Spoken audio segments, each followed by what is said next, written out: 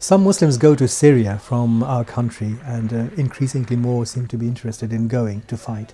I think most Muslims are going from Britain because they are young, they're well-intentioned, they want to support the cause of suffering Muslims. I mean, I cannot question the intentions. I can question the way they're doing it and why and how they're doing it. Because to take part in a conflict in Syria is going to be wrong on several accounts. I've been to Kashmir to fight, I have been to Burma to fight, I've been to Afghanistan to fight. Once you go there, you begin to experience the realities of how things are on the ground. You will perhaps, as Afghanistan and other places have taught us, including Burma, end up causing further or prolonging the conflict in Syria, because it is not the means through which a peaceful resolution is obtained. A Muslim has to realize that when we meet our Lord, we have to meet him with a clear conscience or a clean heart or a soul.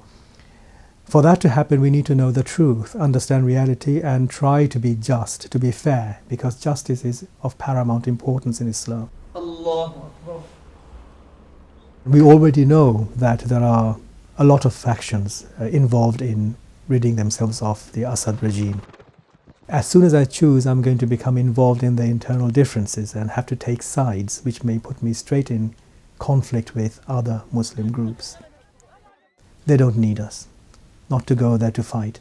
Usually we go there and we end up interfering, we end up exacerbating the internal problems, and a person of conscience would not want to voluntarily get involved in creating more strife and pain and conflict in any situation of society.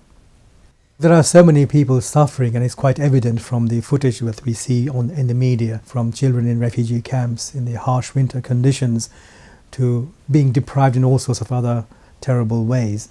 But the fighting is not the only option. I could send them all sorts of other kind of aids, from monetary aid to clothes and medicine. Why can't we work through the normal channels? I mean, is God going to give us less reward because we did it through someone else rather than this person or that person?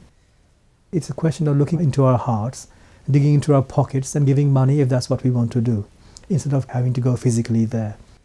It is not enough to be sincere and honest about one's intentions. One has to be correct in the practice or the activity. If we do things in a reckless, haphazard manner, purely from a selfish point of view, for my own self-satisfaction, I can end up doing injustice. And that's the one thing I must not do.